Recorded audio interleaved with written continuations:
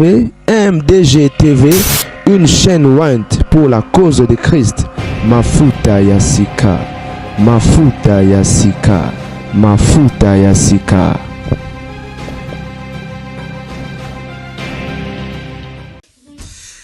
Ça y est la famille, certainement vous allez très bien. Bandeko, ça fait quelques jours depuis. Et matin, moi, maman Joël a été topé vidéo. Moi, maman Joël est tambolaki awa. Azo pekisa bana basi kolinga basali ya Nzambe. Bobala ba pasteur, te bobala évangéliste, te bobala ba prophète, te bobala bato na Nzambe te. Alors, et que viral. Et fa na sala yango et analyse parce que c'est tellement important dans ça l'analyse, on a tellement motouya. Et bapaganu comme bazar ba problématique, ben interprétant on ndenge na bango. Et ben interprétant on ndenge na bango. Et balobi ke maman Joël aza souffrir nana le bala. Yango ayeko avertir et bana basi musuba bala basala Nzambe te. Et na moni kuto ndeko moi c'est ça l'émission le bino il faut sauver maman Joël. Sinon ta ya okufa le rôle blanche pour ma tête yoana. C'est clair que aso bika minene ba basali ba analyse bozo ka ona sango ba misusu ba yeono kutu ndeza na mbali na botsa basi mibale na église. Au fait bazo créer bino boyi ba pagano so bazo likambusi o etali mambo basala Nzambe to ya église comment ba luka ba problème parce que bango souci na bango ezala ba église ekufa ba église kangama ba basambela sauter bango problème penzate bandeko ya mawana ya pasi basali ya Nzambe ba réagir négativement na osala vidéo moko mususu na royana des serviteurs de Dieu moko ayebani moko ayebani te et boka ba dire na bango na me ko recadrer bango na zong sa bango na nzela. Mes frères et sœurs, ce qui fait mal na likambo yo ezake et basali ya Nzambe s'il vous plaît o atei a mosala Nzambe basali ya Nzambe ba réagir bizarrement et on dirait ba comprendre en fait na habité so peut ba comprendre ba propos ya maman Joël était na habité message na habité so ba comprendre tout ou carrément basali ya ngona nko parce que ba yoki alobi ke balinga ba pasteur te certainement eza pona yango do ba pasteur ba siliki po maman mentionna lobi ke balinga basali ya Nzambe te et suki wana te ndenge ba pagano ba interpréter les messages wana bizarrement basali ya Nzambe pe bazui yango na contexte wana que maman Joël aza ko se plaindre pour ba pasteur bazalaka bandumba et pourtant loin de là la dame n'a pas dit ça. Elle n'a même pas mentionné ça. Azalaki au contraire azalaki clair en disant que bala ko bala mosala ya Nzambe te soki ozana appel te ya kozala mwasi ya mosala ya Nzambe. Ba misusu français nde muto bomi bango. Ba misusu français muto bomi bango na roya na moko boyoka et po oganga aokata sonité. Aye, tant na rotia ko matina minatira na si bon memele sango ye fois que na sa ta autodidacte à qu'ils ont en classe aïe la français. Misou français muto bomi bango. Le fait de dire que les serviteurs de Dieu, les pasteurs, bazala premièrement amourer à ba église. Donc l'amour wana ne ba mentionner que amour pona bango eza ko tomber amourer à bandimi. Et du coup ba interpréter ma be soni me basali ya Nzambe. To kenena nous na anglais ya kolinga bolinga ba serviteur de Dieu te. Et avant na lobango na me ko expliquer pourquoi na expliquer bino pourquoi basali ya Nzambe ba tomboki to pe basiliki bande ko boka ma boka na soni na expliquer bino le pourquoi avant na koma wana mama lobi bolinga ba serviteur de Dieu te soki bobenga mité kozala basi basali ya Nzambe. Au fait c'est qu'elle avait mentionné là ou encore c'est qu'elle avait dit elingi koloba bongo na lobi yango na lingala pour permettre bato ba comprendre bien surtout pour na bato ba comprendre kité français a pas si langue de Voltaire français a pas si a mentionné soko benga mité kozala mwasi ya mosali na Nzambe kolinga mosali ya Nzambe te. Pourquoi? Simplement parce que ko bengama na mosala ya Nzambe kozala na appel ya kozala serviteur de Dieu ezala na ba exigence tellement que soko bengami te kozala mwasi ya mutu wana okoka te. Mikolo eleki awa na banda kotonga mosala nzambe mona leki na petit frère na ye tellement tosolane bien tozala très proche bazozwa ye te. Son frère va m'appeler mère prophète azabi nga bise prophète à côté retraite. Ah ma côté retraite ndeni mes semaines passées na raté. Oui auti ko silisa taka bimi 2 jours après abi azu recommandation zo masusu. Ah eza ba biloko yo so bengami te okoka te.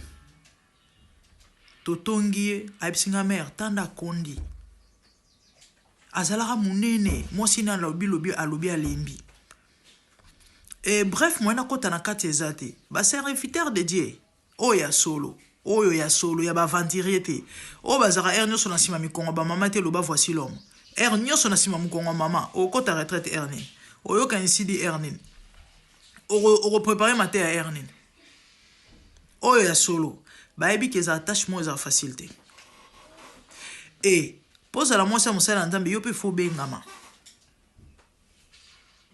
parce que il faut soutenir. Il y a un bon serviteur de Dieu peut ébeler. Va souffrir en silence. Pourquoi? Parce que babala mabe, abala yanke, abala moi c'est kuluna. Et du coup, bama munae, moi c'est pas au kokanaete. Babenga yo babenga ngate. Toi kabalanga journée pas maman pasteur belé non. Mobali pas au souffrir. Tozwana no ya basi ya mibali to chana mipanzi to lobela sur basi ya basali nzambe. Bande ko boye ba passer ba siliki pourquoi tellement bazala bandumba ya solo bien que la dame n'a pas dit ça tellement bazala bandumba ya solo kanda na bango sko eke côté wana contre maman Joël doit reverser bango quoi ba siliki ba sepelité pourquoi il faut lo bandengo wana. Et pourtant penser ezalaki yangote bandeko. Effectivement, basali nzambe bazala bandumba la majorité basa ya serviteur de Dieu fidèle baza ebelete ya koluka et pour mona baza boye bande on appelle ça bino na chité na témoignage boka moi passer moi à Suisse ya mundele nzamba pesa ki émission topé message a mema na Congo aya sala conférence na Katanga batobele ba ebi témoignage. Passer moro ya munena za na Lubumbashi je crois sur na bosanité. Et comment on est Epaphras je crois après ça témoignage. Et mundele nzamba pese message. Ate ya basali na nzambe ya Congo message pour na ba serviteur de Dieu ya Congo mobimba. Bazo banga nzambe te. Ba otambola na banga nzambe te bazo honorer nzambe te. Et ezalaki plus sur infidélité. Parce que les soumou et kobo pour la zolo bango bien.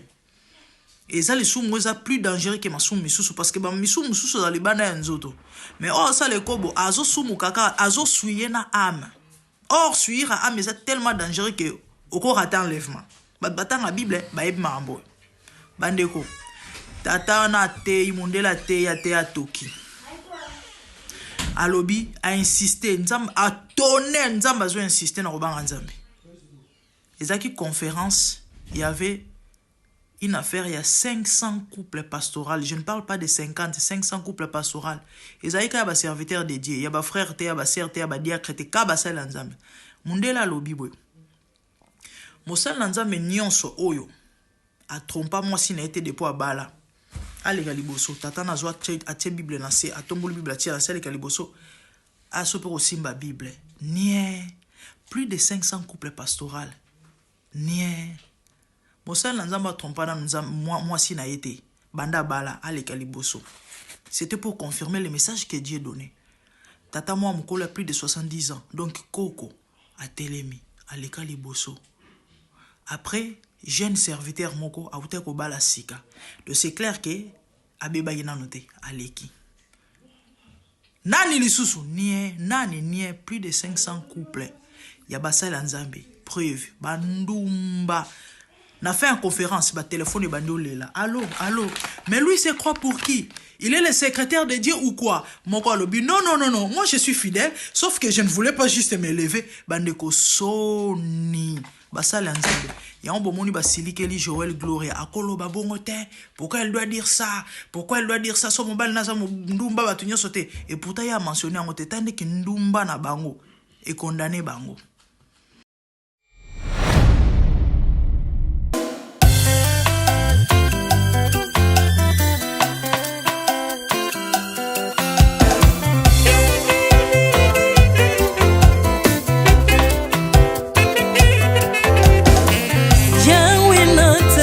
mokili oyo namoni te natangi na histoire ya monde namoni te naluki nayemba pete toze po passer Seigneur je n'ai pas pris non plus entendu parler oui akokalala yo Yesu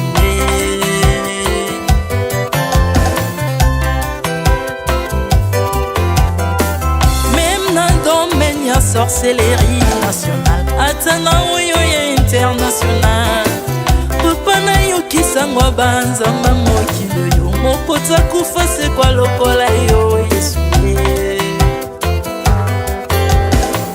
nanya voyage lokola yo nanya wakoka nino ya wanzambe uni masomo ya ekusu konanga okufose kwa poyo zali nzambe Yesu nzambe moneno kitana olata nzoto po yo bikisanga okitana se pozwe sikananga ofuta nyongo na nzambe nanga Yesu ozali nzambe onkote ya okani na yo ozali nzambe obongwani te Yesu Yesu ozali nzambe mokotea okani na yo ozali nzambe obongwani te Yesu Yesu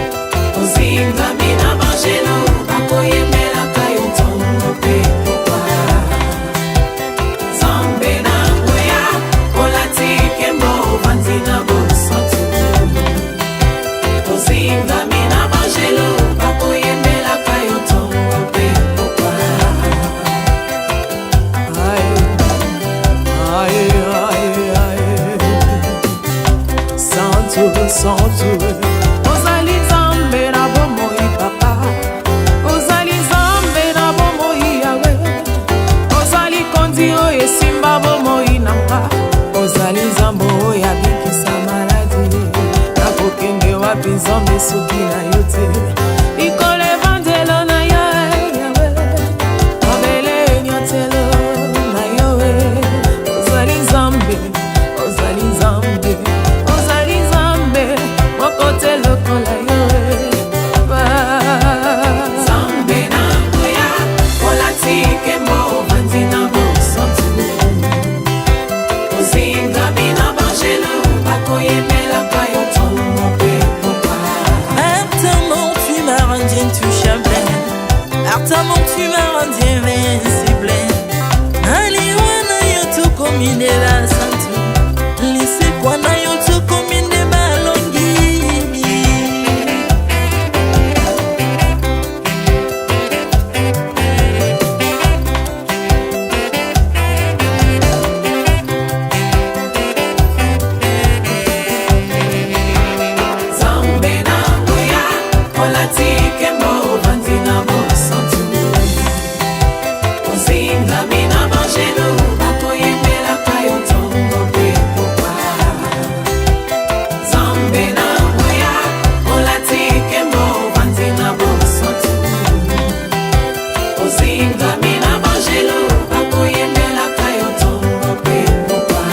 autrefois ngai nazalaki binzo ndokia kolianga lolinga lingi mais par son son na se métamorphosé osimi mosambwe maladi na biso olingo bebi naza toxique grâce à lui.